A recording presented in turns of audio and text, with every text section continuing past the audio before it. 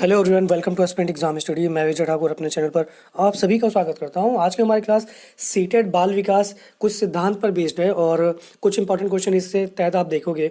पियाजे, Kohlberg और वाइगॉत्स्की सिद्धांत से रिलेटेड कुछ इंपॉर्टेंट क्वेश्चंस बनते हैं, वो आप आज की क्लास में देखोगे और काफ़ी इंपॉर्टेंट होने वाली क्लास। प्लीज़ लास्ट तक देखिएगा। चैनल पे न्यू है तो प्लीज़ सब्सक्राइब कर दीजिएगा।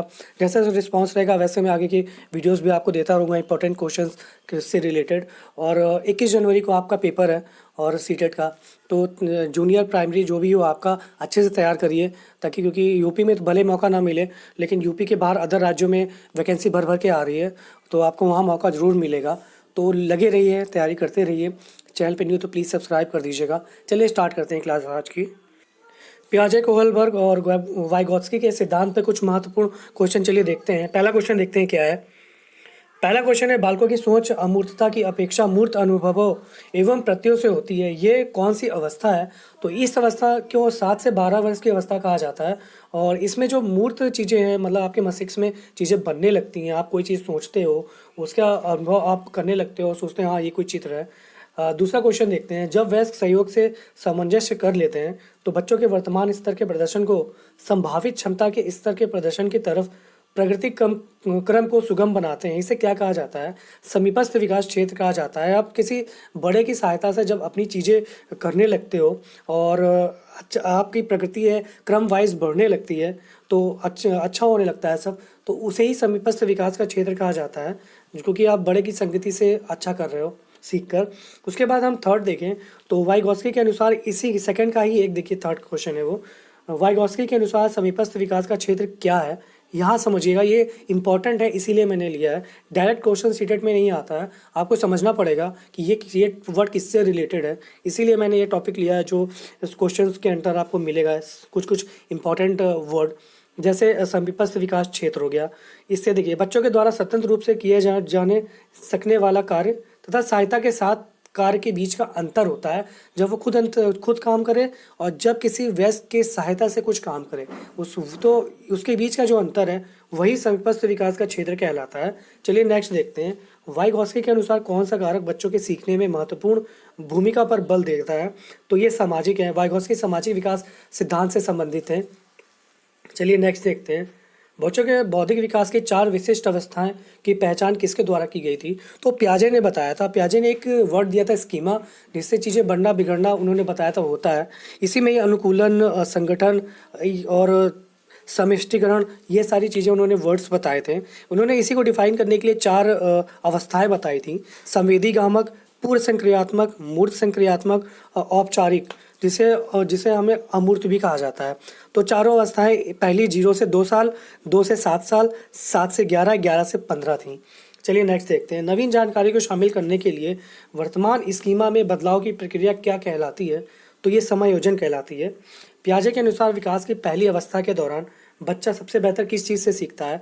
तो ये इंद्रियों के माध्यम से सीखता है और इसे संवेदीगामक अवस्था कहा जाता है। 0 से 2 साल की बीच की होती है अवस्था ये। चलिए नेक्स्ट देखते हैं, कोहलबर्ग ने कौन सा सिद्धांत प्रस्तुत किया था? तो कोहलबर्ग नैतिक विकास के चरण उन्होंने प्रस्तुत किए थे। चलिए नेक्स्ट देखते हैं, कोहलबर्ग के अनुसार व्यवस्था जिसमें बालक की नैतिकता दंड से भय से नियंत्रित रहती है क्या कहलाती है? तो मैंने जैसा कहा आपको, कोहलबर्ग जो है वो नैतिक विकास सिद्धांत से संबंधित है, तो पूर्व नैतिक व्यवस्था कहलाएगी इसमें, जहाँ बच्चा डरता है और डर की वजह से नियंत्रित रहता है। उसके बाद ZPD थ्योरी इंपॉर्टेंट है, आपको सब मिलेगा, हर जगह मिलेगा, चाहे आप किसी भी स्टेट में एग्ज़ाम दो। ये जोनल ऑफ प्रॉक्सिमल डेवलपमेंट इसे कहा जाता है और ये वाइगॉत्स्की ने ही दिया था ये सिद्धांत, ध्यान रखिएगा। चलिए 11वां क्वेश्चन देखते हैं, पियाजे के अनुसार संज्ञानात्मक विकास की अवस्थाओं को कितने भागों में बांटा गया है? तो जैसा मैंने आपको बताया कि 4 भागों में बांटा गया है, 0 से 2, 2 से 7, 7 से 11, 11 से 15। संक्रियात्मक अवस्था, संवेदीगामक, पूर्व संक्रियात्मक, मूर्त संक्रियात्मक, जिसे मूर्त अवस्था भी कहा जाता है, उसके बाद औपचारिक या अमूर्त आ जाता है। चलिए नेक्स्ट देखते हैं, एक बच्ची कहती है धूप में कपड़े जल्दी सूख जाते हैं, वे किस प्रकार की समझ को प्रदर्शित कर रही है? तो कार्य कारण को समझ को प्रस्तुत कर रही है, क्योंकि जो सूख रहा है वो बता रही किस चीज़ से सूख रहा है, उसका कहने का मतलब यहाँ पे ये है। चलिए नेक्स्ट देखते हैं 13, तारक से जिज्ञासा तथा निरीक्षण शक्ति का विकास होता है, तो ये 11 वर्ष की आयु में हो जाता है लगभग। 14 क्वेश्चन देखते हैं। वस्तुओं को क्रम से लगाने की क्षमता बालक में विकसित होती है। तो ये मूर्त क्रिया अवस्था है और ये क्रिया अवस्था लगभग 7 से 11 वर्ष की आयु के बीच में हो जाती है ये अवस्था। वह कौन सा स्थान है जहाँ बच्चों के संगठनात्मक विकास को सबसे बेहतर तरीके से परिभाषित किया जा सकता है? 15वां क्वेश्चन है ये। और वो चीज़ आपको विद्यालय में मिलेगा। अलग अलग तरह का प्रवेश से आए बच्चे वहाँ पे आते हैं, उनके साथ घुल मिल करना, सामाजिकरण करना, सीखने का बेहतर पर्यावरण वहाँ पे होता है और आपकी समझ विकसित करने का भी। उसके बाद 16 देखते हैं। मानसिक संरचनाएं जो चिंतन के निर्माण प्रखंड है, इसके लिए पियाजे ने किस शब्द का प्रयोग किया था? पियाजे जब भी आए तो स्कीमा, बौद्धिक क्षमता, माइंड, ये सबसे ही रिलेटेड होगा, ध्यान रखिएगा।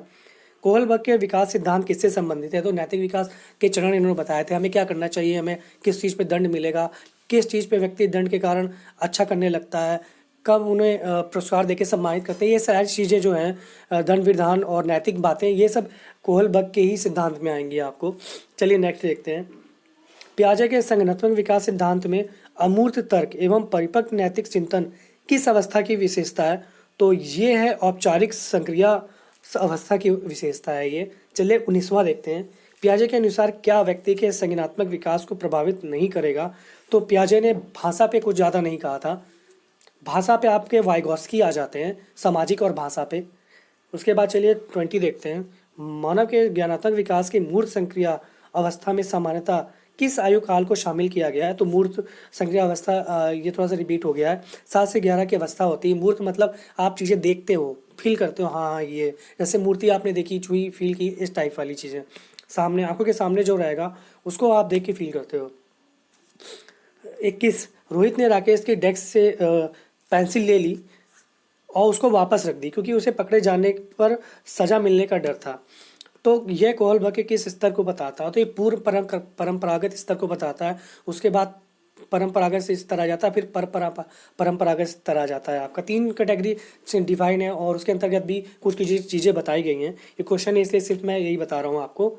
चलिए नेक्स्ट देखते हैं 22वां। पियाजे के संज्ञानात्मक सिद्धांत की अवस्था का क्रम क्या है? तो पहला संवेदीगामक 0 से 2 साल, दूसरा पूर्व संक्रियात्मक काल 2 से 7 साल, मूल संक्रियात्मक काल जहाँ पे आप चीज़ें देख के सीखते हो, समझते हो, तो वो 7 से 11 हो गया। और चौथा अमूर्त या औपचारिक संख्यात्मक काल जो 11 से 15 साल की होती है। क्वेश्चन 23 देखते हैं। सीखने के सिद्धांत के संदर्भ में स्कैफोल्डिंग किस ओर संकेत करता है? वही चीज़ है जब आप वयस्क के साथ कोई चीज़ें सीखते हो और वयस्कों द्वारा अस्थायी सहयोग मिलता है आपको और चीज़ें आप बेटर करने लगते हो, तो वही चीज़ के फोल्डिंग वाली चीज़ें होती हैं। 24 देखिए। बच्चों में नैतिकता की स्थापना के लिए सर्वोत्तम मार्ग है। तो शिक्षक का आदर्श रूप जो होता है वही व्यवहार करना शिक्षकों का, वही नैतिकता का आप स्थापना करने लगते हो बच्चों के मन में। ये बच्चा, क्योंकि बच्चा ज़्यादातर चीज़ें देख लिए स्कूल में जितने भी टाइम रहता है वो टीचर के बिहेवियर पे भी डिपेंड करता है कि बच्चों का मस्तिष्क या माइंड सेट किस तरफ जा रहा है। तो टीचर द्वारा किया गया व्यवहार भी बहुत कुछ वहाँ पे डिफाइन करता है। इसलिए नैतिकता की जो स्थापना है वो बहुत ज़्यादा टीचर्स पे भी डिपेंड करती है। वो जैसा व्यवहार करेंगे बच्चों के मन में वैसा ही चीज़ें उत्पन्न होती हैं कि नहीं ऐसा ही होता होगा। चलिए एक क्वेश्चन नेक्स्ट देखते हैं। पियाजे के अनुसार बालक क्या है? तो बालक विश्व का केंद्र है और हर चीज़ के इसके इर्द गिर्द ही घूमती है। तो ये चीज़ें हैं। तो ये है पियाजे के अनुसार बालक क्या है, यहाँ बालक कर लीजिएगा आप। बालक क्या है? तो बालक विश्व का केंद्र है और हर चीज़ इसके इर्द गिर्द घूमती है। तो आपके लिए ये चीज़ें हो गई। तो ये टॉप 25 क्वेश्चन थे इन सिद्धांतों से रिलेटेड। जैसा रहेगा प्लीज़ कमेंट करके बताइएगा। तो मैं आगे भी इस सिद्धांत से कुछ क्वेश्चन लेके आऊँगा। काफ़ी क्वेश्चन है मेरे पास, जैसा आपका रिस्पॉन्स रहेगा तो वैसा मैं क्वेश्चन आपको बताऊँगा। तो चैनल पर बने रहिए लास्ट है तो प्लीज़ सब्सक्राइब कर लीजिएगा। आज के लिए इतना ही, मिलते हैं नेक्स्ट वीडियो में बहुत जल्दी। धन्यवाद।